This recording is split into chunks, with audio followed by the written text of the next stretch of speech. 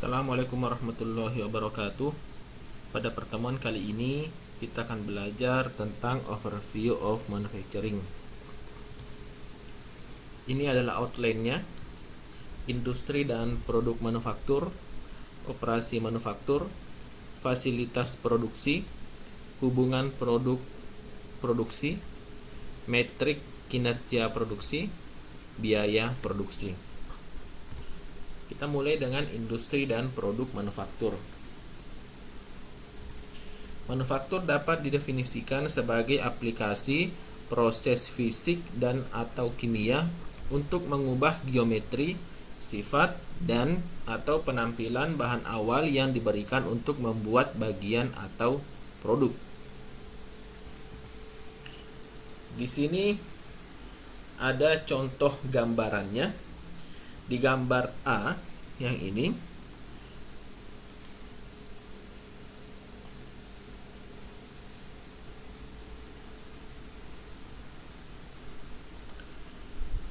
adalah contoh manufacturing proses di mana inputnya adalah starting material atau material awal, kemudian outputnya adalah completed part atau produk, dan output yang lainnya adalah scrap atau waste-nya atau sampahnya. Nah, manufacturing proses ini dari atas inputan yang lainnya yaitu harus ada mesinnya atau ada toolsnya, ada powernya, kemudian ada labornya. Nah, dengan beberapa inputan ini maka starting material akan diproses dalam manufacturing dan akan menghasilkan completed part atau produk. Atau juga bisa digambarkan di gambar B di mana ada starting material, ini menjadi inputan daripada material in processing. Nah, outputnya adalah completed part atau produk. Material in processing ini ditambahkan nilainya atau ditambahkan value-nya dalam manufacturing proses. Untuk kategori industri ada 3: primary, secondary, tertiary atau service. Dimana kalau primary itu biasanya agriculture, forestry, fishing, livestock, quarrying, mining, petroleum. Sementara untuk secondary yaitu aerospace, apparel, automotive, basic metals, beverage, building materials, chemicals, computers, construction, sampai dengan wood and furniture. Sementara untuk tertiary or service, banking, communication, education, entertainment, financial service, sampai ke wholesale trade. Ini adalah kategori-kategori industri.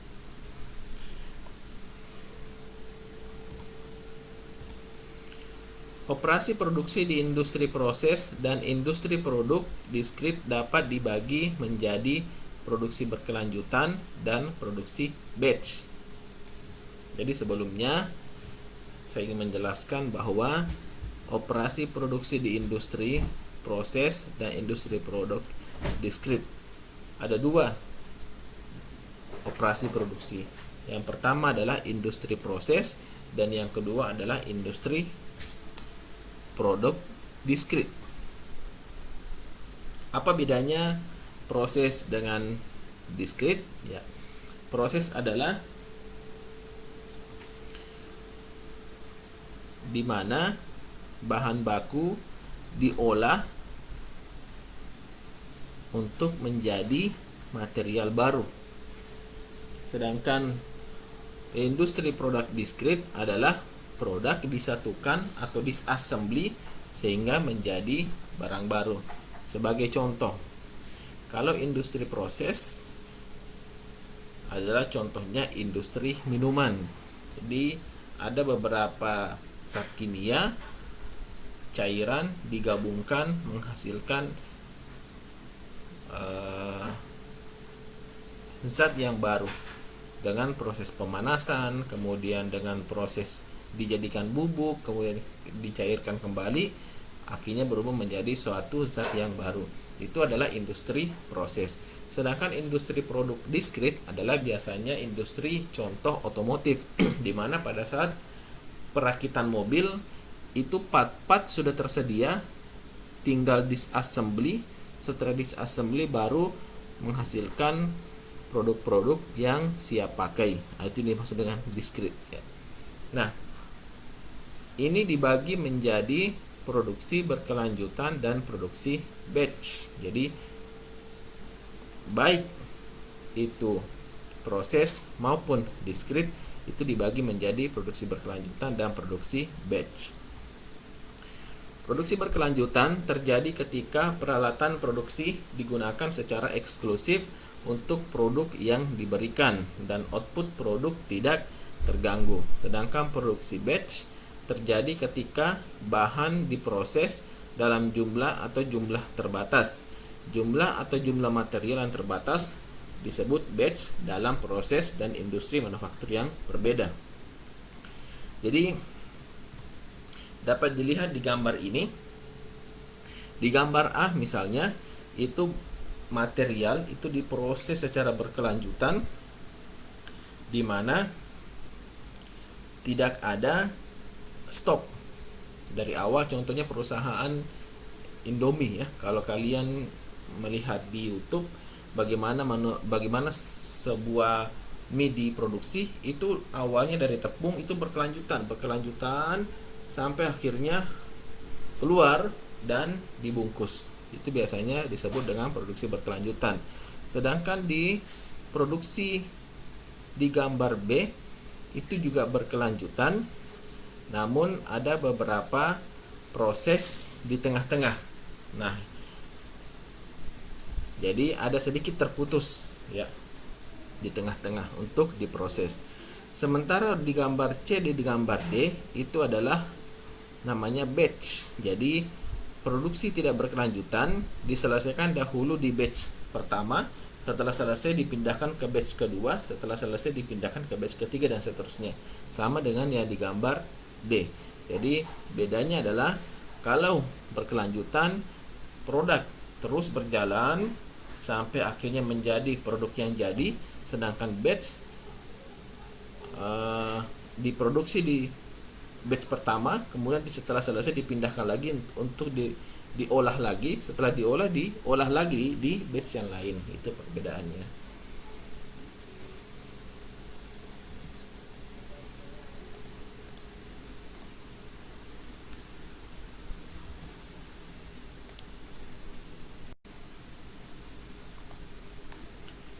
Kita lanjutkan.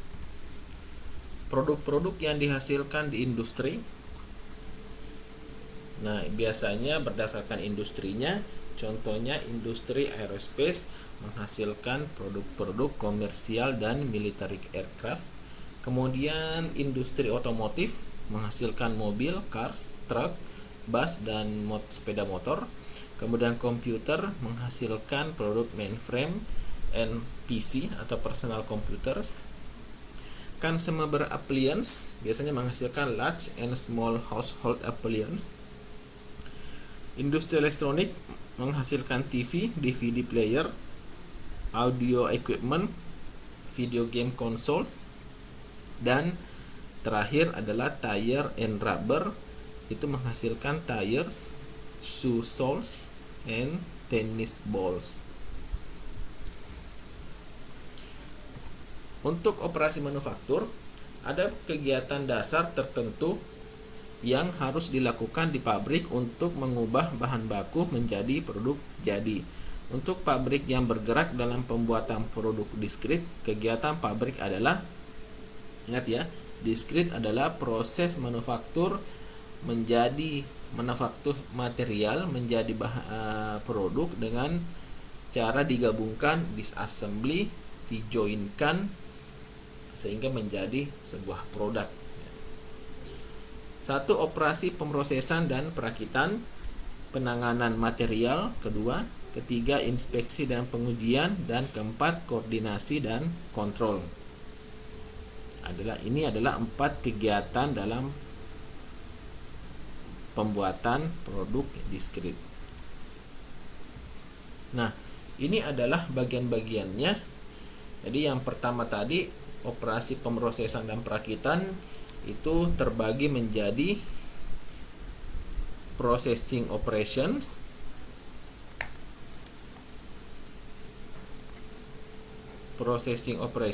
ya ini.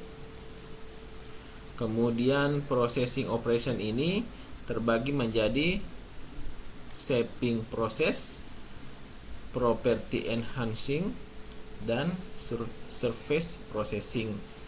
Nah, shaping process ini biasanya solidification process, jadi proses untuk membuat bahan baku menjadi lebih keras. Particulate processing, ya. Kemudian deformation process, biasanya untuk mengubah bentuk daripada suatu benda. Kemudian material removal, biasanya proses ini untuk menghilangkan materialnya, ya. Sementara untuk property enhancing ini biasanya heat treatment. Jadi kalau ada suatu benda, kalau dipanaskan itu maka sifat-sifatnya akan berubah, atau sifat-sifatnya akan lebih baik, entah itu lebih keras atau lebih lembek atau lebih bisa dimanfaatkan atau dibentuk. Kemudian surface processing, cleaning and surface treating, ya, kita dibersihkan kemudian di proses permukaannya. Kemudian coating and deposition, biasanya ini dibungkus atau di coating, ya. Di coating ini maksudnya diberikan lapisan-lapisan sehingga aman daripada kerusakan-kerusakan yang diakibatkan oleh temperatur atau benda-benda dari luar. Nah, ini adalah processing operation. Sementara ada juga assembly operation, atau ini biasa disebut ada joining dan mechanical fastening. Jadi ini assembly. Jadi ini operasi assembly. Untuk joining proses biasanya ada welding, pengelasan, ya. Jadi benda dilas, kemudian setelah dilas digabungkan menjadi produk baru. Bracing dan soldering, adhesive bonding, ini adalah dilem sehingga menghasilkan produk yang baru. Sementara untuk mechanical fastening itu biasanya threaded fastener and permanent fastening.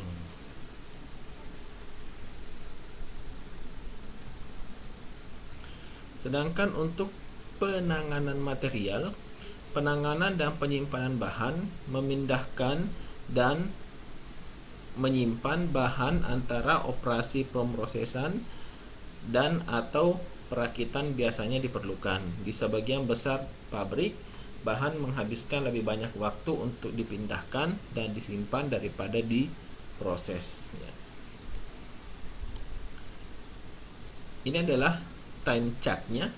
Nah, ini bagaimana waktu itu dihabiskan di pabrik, proses money yang lebih besar. Jadi ternyata di sini diperlihatkan ternyata moving and waiting ada 95%. Jadi material itu dipindahkan, kemudian material itu menunggu untuk diproses, itu ternyata 95% waktu digunakan untuk moving dan waiting di pabrik.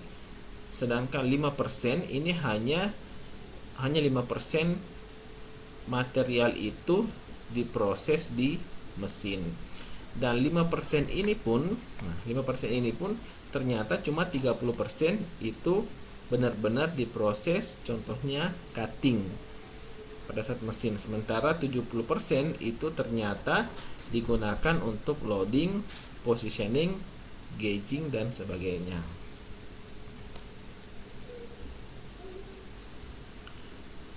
Sedangkan untuk inspeksi dan pengujian adalah kegiatan kontrol kualitas. Tujuan inspeksi adalah untuk menentukan apakah produk yang diproduksi memenuhi standar dan spesifikasi desain yang ditetapkan. Dan terakhir adalah koordinasi dan kontrol. Koordinasi dan kontrol di bidang manufaktur mencangkup regulasi, operasi pemrosesan, dan perakitan individu dan manajemen aktivitas. aktivitas di tingkat pabrik.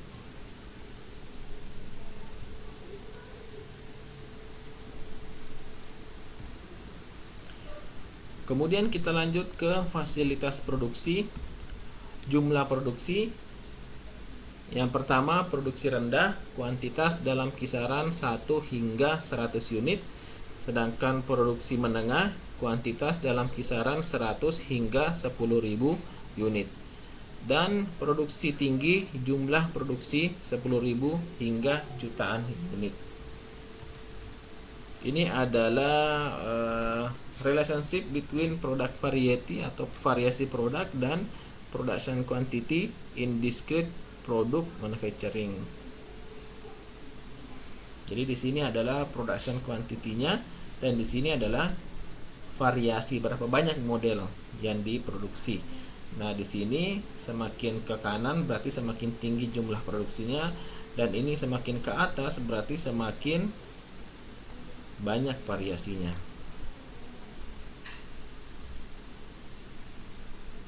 Produksi rendah, jenis fasilitas produksi yang biasanya diasosiasikan dengan kisaran kuantitas 1 sampai 100 unit per tahun adalah job shop yang membuat produk khusus dan kuantitas dalam jumlah rendah. Produknya biasanya kompleks seperti pesawat eksperimental dan mesin khusus. Jadi ada beberapa proses manufacturing yang hanya memproduksi 1 sampai 100 unit per tahun, dan ini memang membutuhkan ketelitian. Contohnya adalah pesawat eksperimental. Jadi tidak diproduksi setiap bulan. Jadi tidak diproduksi dalam jumlah tinggi, tapi kuantitasnya biasanya hanya 1 sampai 100 unit per tahun. Sedangkan produksi menengah dalam kisaran jumlah sedang 100 sampai 10.000 unit per tahun. Dua jenis fasilitas dapat dibedakan tergantung pada variasi produk.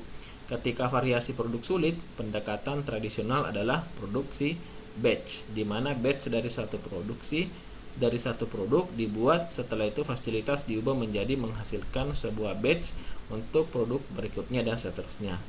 Alternatif lain adalah dengan membuat sistem subline di mana part-part sebuah produk yang berbeda dibuat dalam equipment yang sama. Ini disebut dengan cellular manufacturing.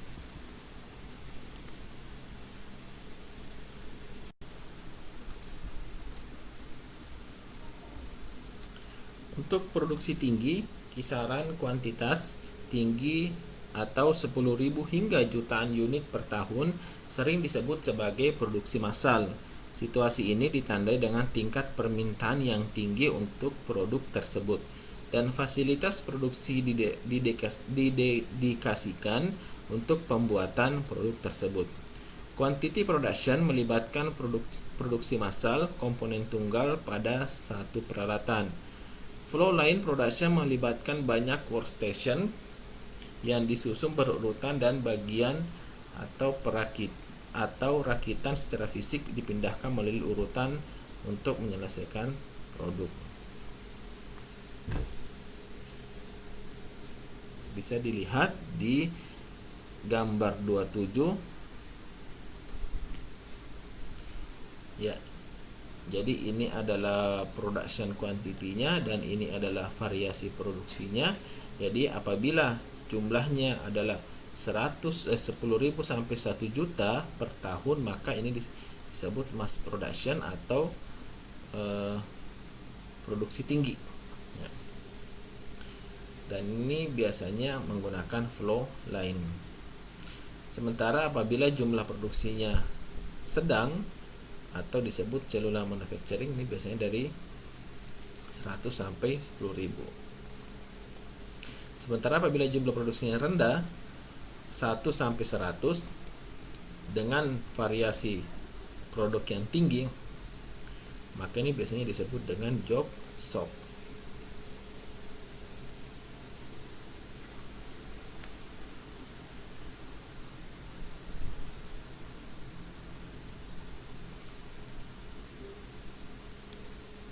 Sampai di situ perkuliahan kita kali ini. Sekian, apabila ada pertanyaan bisa langsung mengajukan di Google Classroom atau langsung ke WA. Terima kasih. Assalamualaikum warahmatullahi wabarakatuh.